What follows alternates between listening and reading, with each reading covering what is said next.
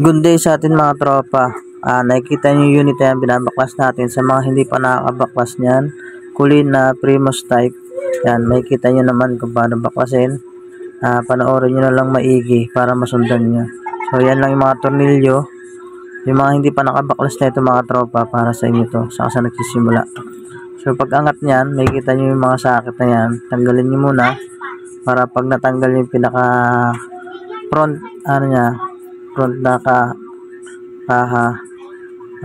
hindi kayo gano'ng mahirapan. So may mga clip lang dyan mga tropa na medyo pa-slide ang hila para makuha. Yan sa may gilid at sa kabila. Yan. So okay, natanggalan natin. So dito naman tayo sa may board. So patayin muna natin yung breaker niyan mga tropa bago tayo magtanggal ng mga sakit para wala tayong madisgrasya or masira na electronic parts. So always patay ang breaker dapat mga tropa pag nagbaklas tayo ng ganito. Yan. So yan mga tornilyo na yan mga tropa, tatanggalin nyo rin yan para sa drain yan.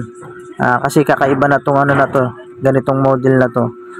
Pag kinilingin to mga tropa, parang semi pull down.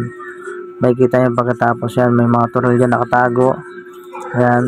So tignan nyo muna yung mga clip dyan. Pwedeng tanggalin yung mga clip sa ilalim. So may tornilyo pa dyan na isa. Tatanggalin din natin mamaya yan. So sinisilip muna natin dyan yung mga clip kung okay na. Yan. So yun, okay na yung mga na yan. Sinisafety lang natin ng bahagya yung mga clip dyan para maganda-gandang baklasan. Yan. Meron din sa kabila. So iiwas nyo lang siya ng konti. So pwede rin yan matanggalin yan. Pwede rin tanggalin para mas swabe yung pagtanggal nyo. Yan. So hinugot din natin yung clip dito para mamaya swabe na yung pagkababa nya. Kasi yung clip nyan nakapatong yan sa pinaka bracket. Yan. So may tornilyo pa dito naiwan. Tatanggalin din natin yan. Malapit sa may kanyang fan motor. So tatanggalin natin yan para mahila natin ang buo. Tapos yung drain pala mga tropa, tatanggalin din yan. Kasi ito mga tropa, pwede nyo namang iiwas yung kanyang PCB board. May clip din kasi yan sa may fan motor sa gilid. So iiwas nyo na ng kaunti yung PCB or pwede nyo nang baklasin ng buo. Nasa sa inyo yan kung anong gusto nyo. Pero ito, iniwas muna namin dyan. Pwede naman yan. So yung clip nyan, yan, sisikwatin natin mamaya yan para matanggal ng buo yung yung pinaka blower. Kasi magkasama yan, drain saka blower, magkasama yan mga tropa.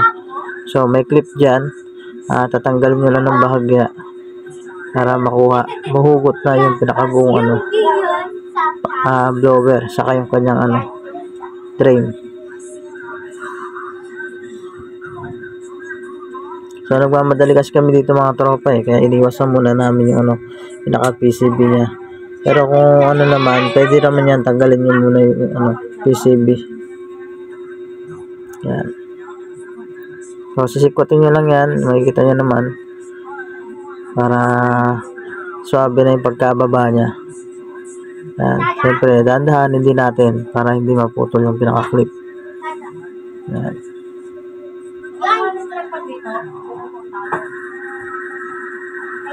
So ayaw pa magpatanggal. Yun. Yun, nakita nyo naman mga tropa, tanggalan natin. So yan yung sinasabi ko sa inyo, magkasama yung drain saka yung pinaka blower saka fan motor nya. Tapos tanggalin nyo na rin yung PCB board. Pwede nyo naman tanggalin sa una, yun nga sabi ko nga sa inyo, nagmamadali kami dito kaya iniwasan muna namin siya. So may kita nyo naman yan, baklas na evaporator na lang na iwan. Kaya tinatawag natin itong semi pull down. So tanggal na yung wiring. Yan. So tandaan lang natin lagi yung mga kulay mga tropa para at least hindi tayo malito pagbalik. So ito na mga tropa, baklas na, semi pull down yan, evaporator na tira. Ayan, masarap ng bugahan yan. Sa mga hindi pa nakabaklas, sana nakatulong sa inyo sa mga baguhan. Thank you and God bless.